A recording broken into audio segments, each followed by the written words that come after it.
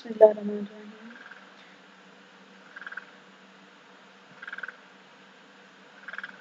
Previous lecture में हमने Riemann सम को स्टडी किया कि रिमान सम क्या होता है, और इसमें हम थोड़ा सा उसका ओवरव्यू कर लेते हैं।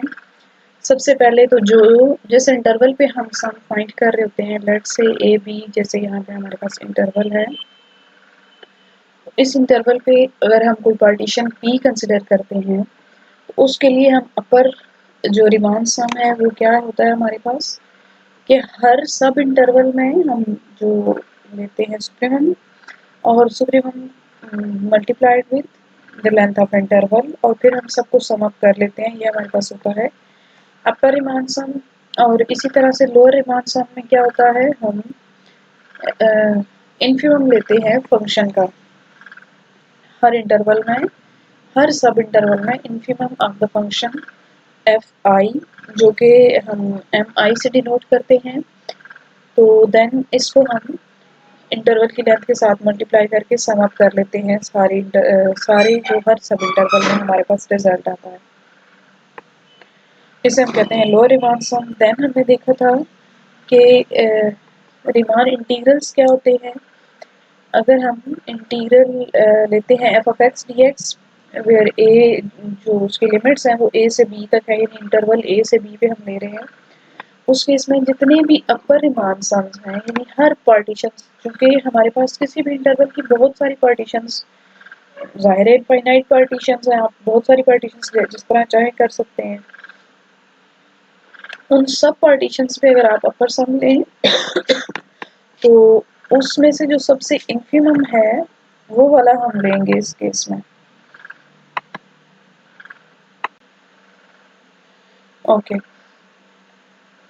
हम क्या करते हैं, अपर रिमान सम्स जो हमने लिए उसमें से सबसे जो उनका अब सारे जो अपर रिमान सम्स हैं, यानी हर पार्टीशन के कॉरेस्पॉन्डिंग पार्टीशंस, डिफरेंट पार्टीशंस होंगी ए और बी की, जैसे P1, P2, P3 and so on.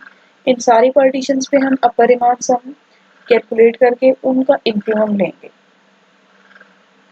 तो जो उसकी जो इन्फिमम वैल्यू होगी उसको हम कहेंगे कि वो ये वाला रिमान इंटीग्रल है, जिसको हम, चूँकि हमने अपर सम्स लिए हैं तो हम बी के ऊपर बार से उसे डिनोट करेंगे। अच्छा, हम इन्फिमम क्यों लेते हैं, क्योंकि समटाइम्स ऐसा होता है, चूँकि हम देखिए सारी पार्टीशंस के ऊपर सम ले रहे हैं और उसमें से हो सकता है उनका, चूँकि इनफाइनाइट पार्टीशंस होती हैं, तो हो सकता है उसमें हमारे पास जो मिनिमम वैल्यू है वो एग्जिस्ट ना करती हो या हमें ना पता हो, लेकिन हमें उसका इन्फिमम ऑलवेज एग्जिस्ट करता है, वो हमें पता होता है, इसलिए हम इन्फिमम लेते हैं। इसकी एग्जांपल अगर हम डिस्कस करें, जैसे हम 0-1, अगर आप ये वाला इंटरवल लें,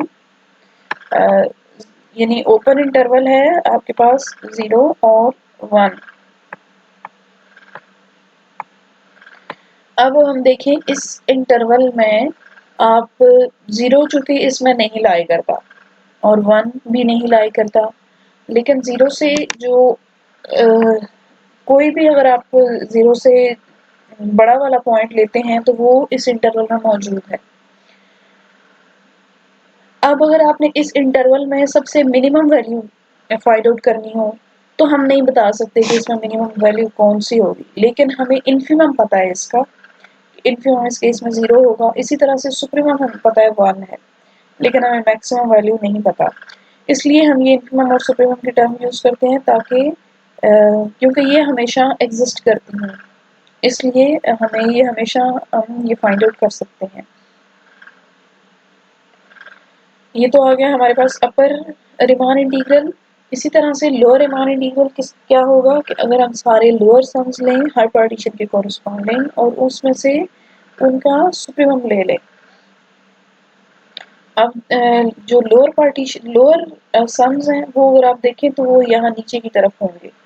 उनमें से आप क्या करेंगे, तो हो सकता है कोई हमारे पास जो लोअर सम हो वो एरिया इतना वाला कैलकुलेट कर रहा हो, इतना, कोई और हमारे पास वो इतना ये वाला एरिया कैलकुलेट हो रहा हो, उसमें कोई और हो सकता है उसमें ये एरिया इस तरह से कैलकुलेट हो रहा हो। अब हम कोई और होगा वो यहाँ पे इसके क्लोज होगा। तो हम क्या चाहते हैं, ये जो सारे सम्स हैं इसमें से हम इसका सुप्रीमम लेना चाहते हैं। सुप्रीमम, क्योंकि देखें अगर आप उस जो छोटे वाले हैं उसमें बहुत ज़्यादा एरिया मिस हो रहा है, जो सुप्रीमम होगा वो बहुत क्लोज होगा हमारी एक्चुअल जो कर्व है उसके, इसलिए हम यहाँ पे सुप्रीमम लेते हैं। सिमिलरली जो हमारे पास अपर रिमांड सम्स है उसमें हो सकता है किसी पार्टीशन के कॉरेस्पॉन्डिंग आपके पास यहाँ एरिया आ रहा हो, किसी के कॉरेस्पॉन्डिंग यहाँ पे आ रहा हो, किसी के कॉरेस्पॉन्डिंग यहाँ बिल्कुल करीब आ रहा हो, और कोई और हो जो बहुत ही करीब आ रहा हो यानी एरिया। अब देखें यहाँ इस वाले में क्या हुआ, यहाँ तक एरिया ऐड हो गया, लेकिन इसमें क्या हुआ, यहाँ तक यानी कम एरिया ऐड हुआ है लेकिन इसके क्लोज है। इसलिए हम क्या करते हैं, इन्फिमम लेते हैं इसमें से जो अपर सम्स हैं उनमें से सबसे, ताकि जो छोटा वाला है उसके क्लोज आए, ताकि एक्यूरेट आए हमारे पास एक्चुअल कर्व के। तो हम यहाँ पे जो लोअर सम्स हैं उसका सुप्रीमम लेंगे, और ये हमारे पास क्या होगा, जो लोअर सम्स का सुप्रीमम होगा ये रीमान इंटीग्रल होगा। लेकिन कौन सा इंटीग्रल, इसमें हम ए के साथ बार लगाएंगे नीचे, ताकि हमें ये हम यानी इन दोनों में डिफरेंस करने के लिए कि ये यहाँ पे हमने कौन सा वाला सम कंसिडर किए हैं और वहाँ ऊपर कौन सा वाला कंसिडर किए हैं। तो ये हमारे पास हो गया लोअर इंटीग्रल और ये ऊपर वाला हो गया अपर इंटीग्रल। अब अगर किसी फंक्शन f के लिए ऐसा हो कि अपर और लोअर इंटीग्रल्स दोनों इक्वल आ जाए, यानी हमने अपर इंटीग्रल फाइंड आउट किया और लोअर इंटीग्रल फाइंड आउट किया और हमने देखा कि दोनों की वैल्यू एग्जैक्टली सेम है, और जब दोनों की वैल्यू सेम होगी, दोनों इक्वल होंगे, तो देन हम कहेंगे f जो फंक्शन है ये रीमान इंटीग्रेबल है। और उस केस में हम इसके लिए टर्म जो है सेपरेटली ये बार वाली यूज़ नहीं करेंगे, बल्कि सिंपली ये वाली टर्म यूज़ करेंगे। इस तरह से यानी इसकी नोटेशन यूज़ करेंगे, जैसे ये लिखा हुआ है a टू b, सिंपल जो हम इंटीग्रल लिखते हैं f ऑफ x dx, और f को हम कहेंगे कि रीमान इंटीग्रेबल फंक्शन है। और रीमान इंटीग्रेबल फंक्शन तो जनरली जैसे अगर हमने बताना है कि रीमान इंटीग्रेबल फंक्शंस के लिए हम r से डिनोट करेंगे, set of all Riemann integrable functions, bold letter है ये r। तो अगर रीमान इंटीग्रेबल है f, it means f belongs to r। और इस केस में अगर रीमान इंटीग्रेबल है तो देन क्या होगा, ये तीनों इंटीग्रल्स की सेम एक ही वैल्यू होगी, यानी अपर इंटीग्रल, लोअर इंटीग्रल और जो जनरल आपके पास इंटीग्रल है उसकी। नेक्स्ट हमारे पास रिजल्ट है कि अपर सम्स और लोअर सम्स जो हैं वो डिफाइंड होंगे हर बाउंडेड फंक्शन के लिए। और अगर ये डिफाइंड होंगे तो इट मीन्स कि अपर और लोअर इंटीग्रल्स जो होंगे वो हमारे पास बाउंडेड होंगे। ये हम इसका प्रूफ देखते हैं, बिल्कुल सिंपल है ये, इसमें बिल्कुल ट्रिवियल सी चीज़ें हैं, कुछ भी एज सच नहीं है कि जिससे यानी कोई भी हमने एज सच कोई स्टेप करना नहीं है, बस सारी चीज़ें ट्रिवियल सी हैं।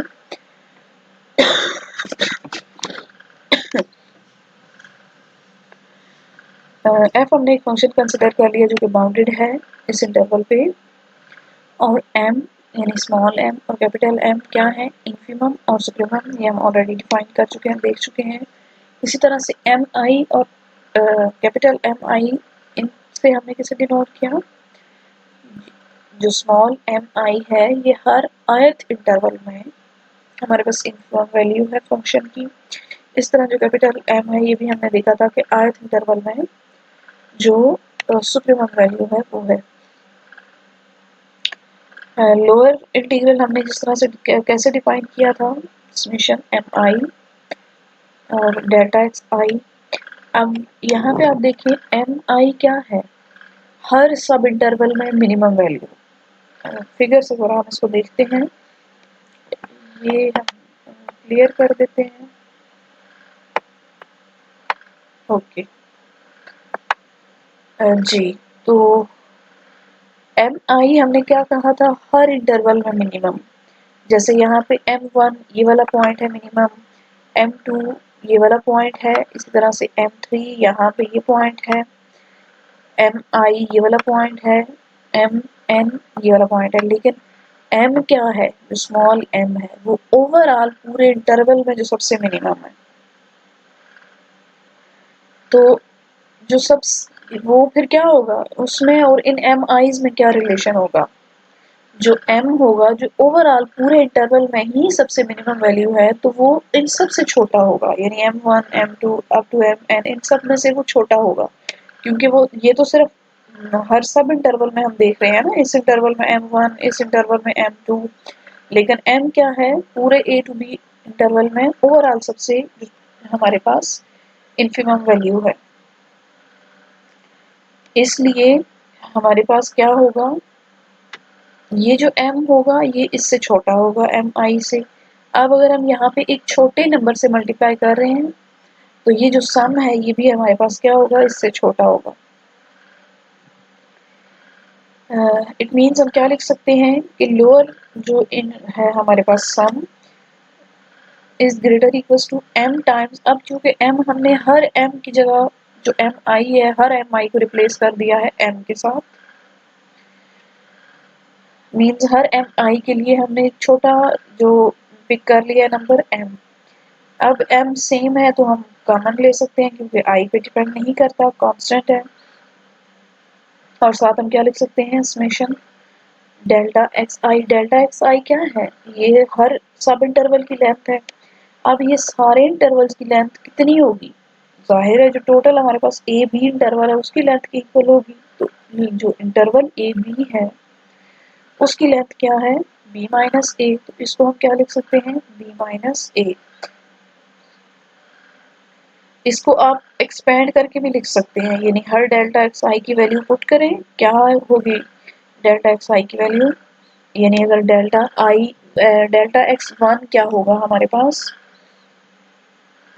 x1 minus x zero plus delta x2 क्या होगा x2 माइनस x1, इसी तरह सोन एक्स आई माइनस वन एक्स एन, आखिरी वाला लास्ट वाला क्या होगा एक्स एन माइनस वन। सबको आप ऐड करके यानी एक्सपैंड करके लिख के तो कैंसलेशन कर सकते हैं, फाइनली आपके पास बचेगा x n minus x zero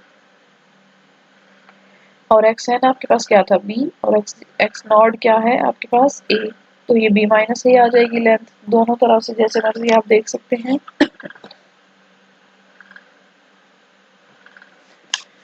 तो ये हमारे पास एक इनइक्वालिटी आ गई। अब इसी तरह से यही चीज़ हम अपर सम्स के लिए कर सकते हैं। अपर सम्स में हमने क्या किया था, मैक्सिमम वैल्यू ली थी हर सब इंटरवल में एम आई जो सुप्रीमम लिया था, और m क्या था हमारे पास ओवरऑल पूरे पूरे इंटरवल यानी ए बी का सुप्रीमम। अब देखें ये हर सब इंटरवल में सुप्रीमम है, फिगर से हम देखते हैं। जैसे इस केस में हमारे पास जो इस पहले इंटरवल में सुप्रीमम वैल्यू कौन सी है, ये वाला पॉइंट, दूसरे इंटरवल में कौन सी है, ये वाला पॉइंट, तीसरे में कौन सी है, ये वाला पॉइंट, इसी तरह से हर एक इंटरवल में ये वाली हमारे पास मैक्सिमम वैल्यू। लेकिन अगर पूरे इंटरवल में आप देखें ए से बी पूरे इंटरवल में देखें कि मैक्सिमम वैल्यू क्या है, तो ये वाला पॉइंट होगा मैक्सिमम वैल्यू सबसे, तो ये यहाँ पे आ रहा है, तो बाकी सारे अगर आप देखें वो छोटे हैं उससे, यही सबसे बड़ा है जो सुप्रीमम हम ले रहे हैं m, तो इट मीन्स कि m जो है वो बड़ा है हर एम आई से, m जो स्मॉल एम आई है वो लेस देन है m से फॉर ऑल i। अगर ये इससे लेस है तो इट मीन्स कि ये जो इनइक्वालिटी है इसमें अगर आप हर जगह पे एक बड़ा नंबर m से रिप्लेस कर दें, हर एम आई को हर एम आई की जगह पे आप m लिख दें, तो जो आपके पास नई इनइक्वालिटी आएगी, वो जो नई आपके पास टर्म आएगी, नया सम आएगा वो इससे बड़ा होगा। क्यों, क्योंकि हमने एक बड़े नंबर के साथ मल्टीप्लाई किया है यहाँ पे। तो इट मीन्स जो अपर सम है वो आपके पास किससे लेस होगा, m टाइम्स दिस समेशन, और ये समेशन क्या है इंटरवल की लेंथ वो b माइनस a है। अब अगर आप देखें हमने क्या देखा कि जो हमारे पास लोअर सम है वो ग्रेटर है m times small m times b minus a, और जो अपर सम है वो लेस देन है किससे m इंटू बी माइनस ए। अब जो लोअर सम है वो लेस देन होता है अपर सम से, क्योंकि लोअर सम में आपके पास क्या आता है, एरिया, इंटीग्रल इस कर्व का एरिया लेकिन उससे कुछ कम। अपर सम में क्या आता है, इस कर्व का एरिया लेकिन उससे कुछ ज्यादा, तो यहाँ पे ज्यादा एरिया आ रहा होता है और यहाँ पे कम आ रहा होता है, इसलिए जो लोअर सम है वो उसकी वैल्यू लेस देन होगी अपर सम से। तो देन हम क्या लिख सकते हैं, lower sum is less than equal to upper sum. और ये जो बाकी इनइक्वालिटी ऊपर जो हमने प्रूव की है उनको उनके साथ हम कंबाइन करके लिखेंगे। ये हमारे पास किससे ग्रेटर आया था, m इंटू बी माइनस ए से, और ये लेस देन किससे आया था, m टाइम्स बी माइनस ए। तो इट मीन्स हमने क्या देखा कि जो लोअर और अपर सम्स हैं वो बाउंडेड हैं, यानी वो उनके आप बाउंड फाइंड आउट कर सकते हैं, ये उनकी बाउंड है, अब ये लोअर बाउंड और ये अपर बाउंड, ये बाउंडेड है। तो अब हम क्या करते हैं, सारे जो कि अपर सम्स हर पार्टीशन के लिए ये ट्रू है कि वो इस नंबर से लेस देन होंगे।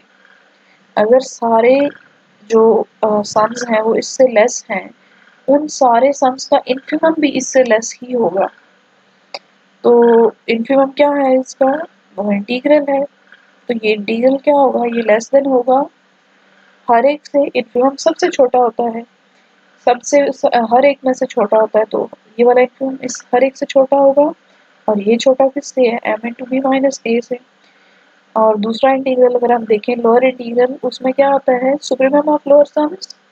तो सुप्रीमम सारे लोअर सम्स में से अगर आप सुप्रीमम उनका लेते हैं तो सुप्रीमम बड़ा होगा किससे, ओवरऑल लोअर सम्स जितने भी हैं सारे हर पार्टीशन के लिए उन सबसे बड़ा होगा, और ये किससे बड़ा है, m टाइम्स बी माइनस ए से। तो देन हमारे पास ये आ गया रिजल्ट फाइनली, जो लोअर और अपर इंटीग्रल्स हैं वो बाउंडेड हैं।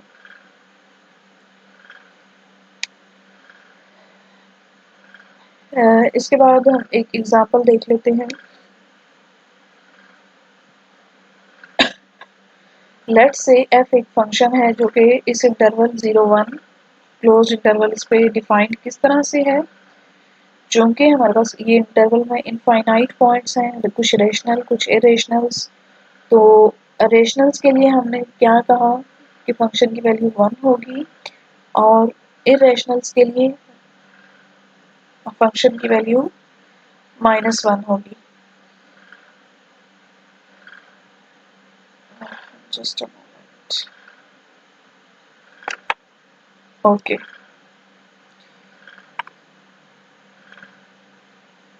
जी।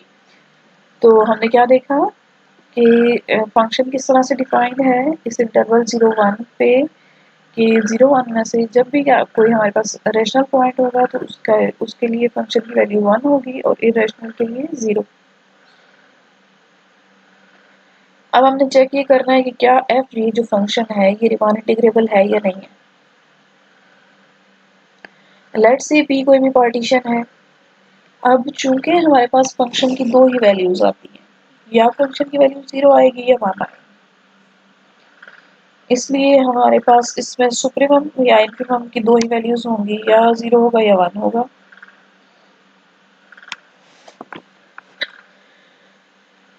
Supremum of F of x क्या होगा, हर इंटरवल में 1, क्योंकि हमारे पास जो फंक्शन की मैक्सिमम वैल्यू है वो 1 आ रही है, तो सुप्रीमम भी 1 होगा हर इंटरवल के लिए। इसी तरह जो इन्फिमम है वो हमारे पास हर इंटरवल में 0 आएगा। थोड़ा सा अगर मैं इस फंक्शन का आपको बता दूं ग्राफिकली कि किस तरह से होगा, आई होप वैसे बहुत से लोगों को ऑलरेडी पता होगा, आपने रियल 1 में पढ़ा होगा इसको, लेकिन फिर थोड़ा सा हम देख लेते हैं ताकि अगर किसी को कोई कंफ्यूजन है तो क्लियर हो जाए। लेट्स सपोज ये वाला यहाँ पे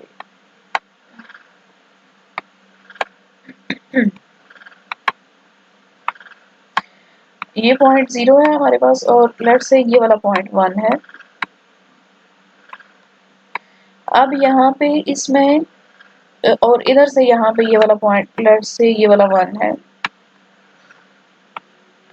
तो जैसे हमारे पास 0 क्या है, रेशनल है। रेशनल के लिए हमने क्या कहा था कि हमारे पास जो वैल्यू होगी वो क्या होगी, रेशनल के लिए हमारे पास 1 आएगा, ये पॉइंट आएंगे।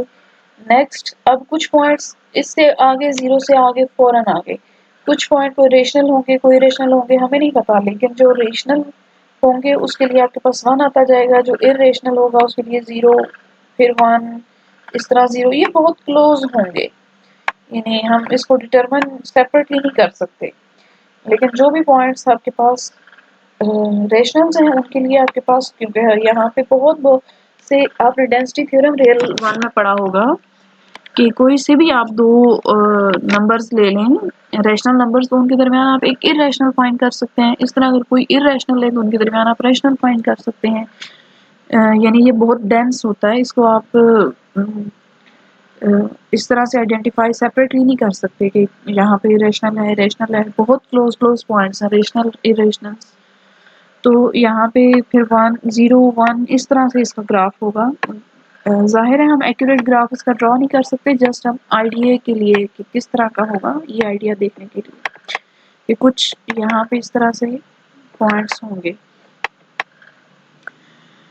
अब अगर आप देखिए कोई भी आप पार्टीशन ले लें, लेट्स सपोज कि मैं इसको 3 सब इंटरवल्स में डिवाइड कर लेती हूँ,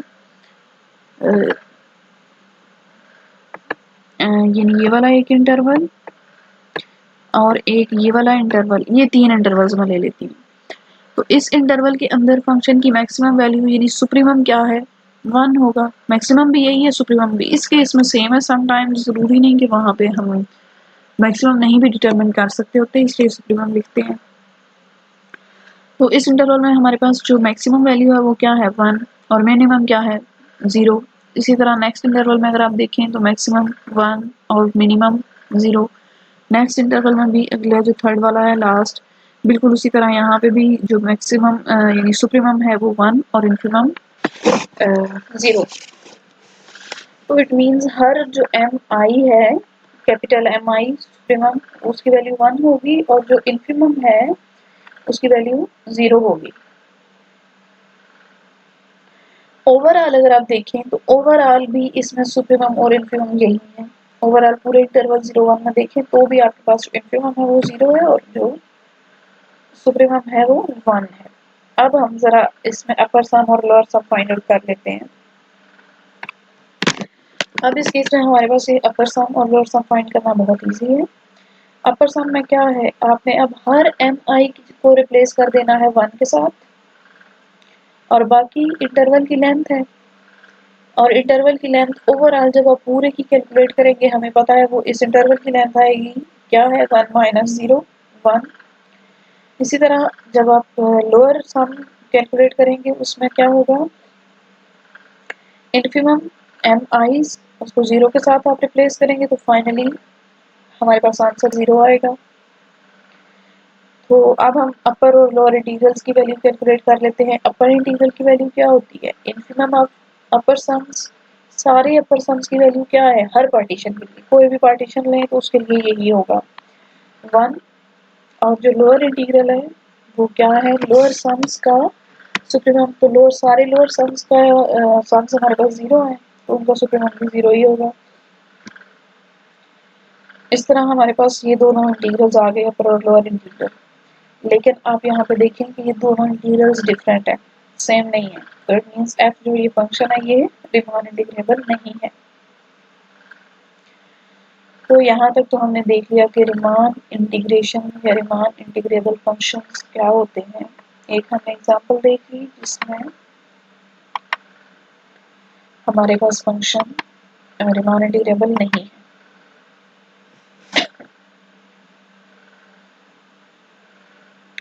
अब नेक्स्ट है हमारे पास रीमान स्टेजेस इंटीग्रल। ये क्या है, ये रीमान जो इंटीग्रल है उसकी जनरलाइजेशन है। अच्छा, रीमान इंटीग्रल का नाम रीमान इंटीग्रल क्यों है, क्योंकि ये जिसने स्टडी किया ये सारी चीज़ें डिफाइन की हैं रीमान इंटीग्रल से रिलेटेड, यानी रीमान इंटीग्रल डिफाइन किए उस मैथमेटिशियन का नाम रिमान था, काफ़ी फेमस है ये। और इसका नाम यानी जो नेक्स्ट हम स्टडी करेंगे वो रिमान स्टिल्जिस इंटीग्रल। इनको इस रिमान स्टिल्जिस क्यों कहते हैं, क्योंकि एक तो इसने रिमान जो इंटीग्रल्स हैं उसको थोड़ा सा उसमें वेरिएशन करके तो एक नए इंटीग्रल बनाए हैं, और जिसने ये किया उस मैथमेटिशियन का नाम ये स्टिल्जिस है, तो इसलिए इसका नाम जो है वो रिमान स्टिल्जिस इंटीग्रल इसको कहते हैं। इसमें ये जनरलाइजेशन है रिमान इंटीग्रल की। इसमें हम क्या करते हैं, इसमें हम एक फंक्शन लेते हैं, उसको हम डिनोट करते हैं जनरली अल्फा ऑफ एक्स के साथ, और ये फंक्शन क्या है, मोनोटोनिकली इंक्रीजिंग फंक्शन होगा जो इंटरवल हमें गिवन है ए बी, उस इंटरवल पे monotonically increasing function. I hope आपने रियल वन में बड़े अच्छे से स्टडी किए होंगे। क्या होता है मोनोटोनिकली इंक्रीजिंग, मोनोटोनिक फंक्शंस वो होते हैं जो यानी इंक्रीज या डिक्रीज कर रहे होते हैं, उनको हम कहते हैं मोनोटोनिक फंक्शंस। यानी ऐसा ना हो कि फंक्शन की कभी वैल्यू इंक्रीज कर रही हो कभी डिक्रीज कर रही हो, बल्कि एक पैटर्न हो उसमें, या इंक्रीज कर रही हूँ या इक्वल आती जाए नेक्स्ट इंक्रीज करने के बाद, या दरमियान में भी, यानी या इंक्रीज कर रही हूँ या डिक्रीज कर रही हूँ, एक पैटर्न हो सेम पूरे फंक्शन का। तो जब इंक्रीजिंग हम कहते हैं तो इट मीन्स कि फंक्शन की वैल्यूज जो है वो इंक्रीज हो रही हैं। आपने इसको स्टडी किया होगा ऑलरेडी। तो अब हमारे पास जो फंक्शन अल्फा है वो क्या है, इंक्रीजिंग फंक्शन है। अब अल्फा फंक्शन एक्स, इसमें वेरिएबल एक्स इन्वॉल्व हो रहा है, यानी एक्स जो वैल्यूज हैं डोमेन की उनके ऊपर इसकी इंक्रीजिंग वैल्यूज जो हैं फंक्शन की वो इंक्रीज होती जाएंगी। अगर इंक्रीज हो रही हैं तो इट मीन्स कि अल्फा, अगर आप जो इनिशियल पॉइंट है ए उस पे लें अल्फा ऑफ ए, तो वो सबसे छोटा होगा, और अल्फा ऑफ बी जो होगा वो बड़ा होगा। क्यों, क्योंकि इंक्रीज कर रहा है, हमें पता है कि फंक्शन की वैल्यूज इंक्रीज हो रही हैं। तो और ये फंक्शन जो है वो बाउंडेड फंक्शन भी होगा, क्योंकि मोनोटोनिक है, एक फाइनाइट इंटरवल के ऊपर इसकी वैल्यूज हैं। हमें पता है इसकी जो एल्फा ऑफ ए बी और एल्फा ऑफ बी फाइनाइट हैं, इसलिए फंक्शन बाउंडेड होगा। वहां पे हम क्या करते थे, इंटरवल की लेंथ के साथ हम मल्टीप्लाई करते थे, यानी इंटरवल की लेंथ यूज करते थे डेल्टा एक्स वाई। लेकिन यहाँ पे हम क्या करेंगे, इंटरवल की लेंथ नहीं बल्कि हम डेल्टा अल्फा आई यूज करेंगे। डेल्टा अल्फा आई को हम क्या कैसे डिफाइन करेंगे, यानी जो भी आप पार्टीशन ले रहे हैं, लेट्स सपोज ये पार्टीशन है हमारे पास एक्स आई माइनस वन, और नेक्स्ट उसका पॉइंट जो इंटरवल सब इंटरवल है, सब इंटरवल हमने ले लिया एक्स आई माइनस वन, क्योंकि छोटा पॉइंट हमेशा पहले आता है इंटरवल में, और एक्स आई आ जाएगा नेक्स्ट। पहले हम क्या करते थे, इस इंटरवल की लेंथ लेते थे एक्स आई माइनस एक्स, ये वाला पॉइंट एक्स आई माइनस वन। लेकिन अब हम क्या करेंगे, ये जो हमने नया फंक्शन लिया है अल्फा मोनोटोनिक फंक्शन, हम इसकी वैल्यूज जो है वो कंसिडर करेंगे। इस अल्फा की वैल्यू इस पॉइंट पे एक्स आई माइनस वन पे, और अल्फा की वैल्यू एक्स आई पे। चूंकि फंक्शन इंक्रीजिंग फंक्शन है, हमें पता है मोनोटोनिक इंक्रीजिंग फंक्शन है, तो ये वैल्यू छोटी होगी और ये बड़ी होगी। अब हम क्या करेंगे, ये जो बड़ी वैल्यू है यहाँ पे यानी अल्फा ऑफ एक्स आई, उसमें से माइनस करेंगे alpha of x I minus one, और ये जो हमारे पास इस तरह माइनस करने से ये जो वैल्यू आएगी वो ग्रेटर इक्वल टू जीरो होगी, क्योंकि फंक्शन इंक्रीजिंग है और हमें पता है ये बड़ी वैल्यू और ये छोटी वैल्यू है। बड़ी वैल्यू में से छोटी माइनस करेंगे तो हमारे पास कुछ या तो जीरो आएगा या फिर कुछ पॉजिटिव आएगा। तो ये जो हमारे पास वैल्यू आएगी इसको हम डेल्टा एक्स आई, डेल्टा सॉरी एक्स आई की जगह डेल्टा अल्फा आई यूज करेंगे, इसको हम डेल्टा अल्फा आई कहेंगे। बाकी बिल्कुल उसी तरह से आपने अपर सम्स लोअर सम्स लेने हैं, सेम वही पैटर्न है, जस्ट जहाँ पे आप डेल्टा एक्स आई यूज करते थे वहां पे डेल्टा अल्फा आई यूज करेंगे। लेट्स से एफ हमारे पास एक रियल फंक्शन है जो कि बाउंडेड है ए बी इंटरवल पे। तो अब हम जरा अपर और लोअर डिमांड स्टिल्जेस सम्स देखते हैं कि क्या होंगे। बिल्कुल उसी तरह फंक्शन की हम मैक्सिमम वैल्यू यानी जो सुप्रीमम एम आई लेंगे अपर सम के लिए और लोअर के लिए स्मॉल एम आई यानी इन्फिमम लेंगे। ये मैक्सिमम और इन्फिमम कौन से हैं? वही जो हमने पीछे डिफाइन किए थे फंक्शन के हर इंटरवल में, हर सब इंटरवल में मैक्सिमम और मिनिमम वैल्यूज, सुप्रीमम और इन्फिमम।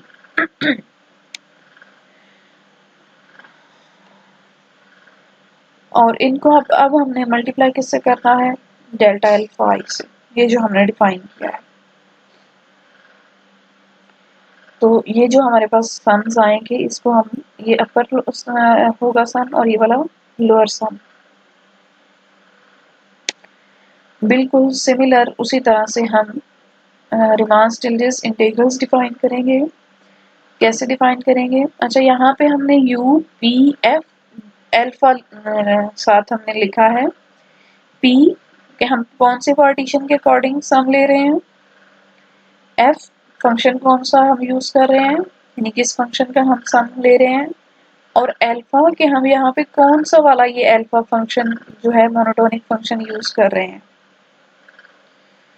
इसलिए हमने साथ अल्फा भी मेंशन किया। अब इस केस में हमारे पास जो अपर सम, अपर इंटीग्रल और लोअर इंटीग्रल्स क्या होंगे? अपर सम्स का इंफिमम अपर इंटीग्रल और लोअर सम्स का सुप्रीमम लोअर इंटीग्रल। इसको हम F delta F D alpha से यहाँ पे रिप्रेजेंट करेंगे। अच्छा, ये ऐसा ही है जैसे अगर आप समेशन लिखें तो समेशन अगर आप लिखते हैं एक्स आई, एक आप लिखते हैं summation x I varies from 1 to n, और अगर एक और आप लिख लेते हैं समेशन एक्स के वेरीज फ्रॉम 1 to n, तो एक ही बात है, जस्ट हमने के वहाँ पे के वेरी कर रहा है 1 to n तक और यहाँ पे आई वेरी कर रहा है 1 to n, तो जो भी हम लिख लें कोई डिफरेंस नहीं पड़ता। इसलिए यहाँ पे भी ऐसा ही है क्योंकि हमारे पास जो इधर वैल्यूज हैं वो एक्स पे डिपेंड नहीं करती वेरिएबल पे, बल्कि हम सब इंटरवल्स के अकॉर्डिंग सुप्रीमम और इन्फिमम लेते हैं और वो एक्स के साथ उनका कोई भी वो नहीं है कि उसके अकॉर्डिंग वो चेंज होंगी।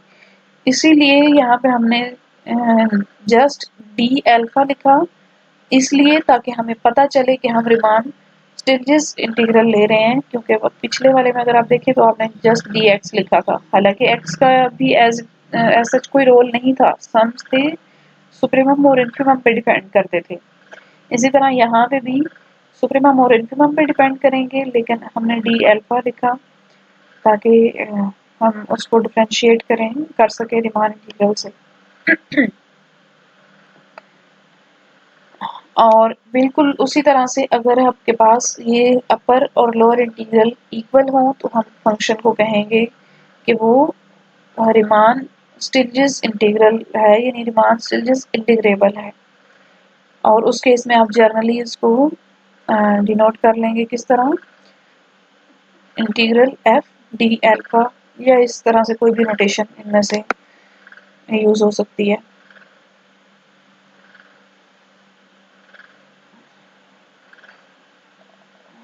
अभी मेरी तो बस हो गई है।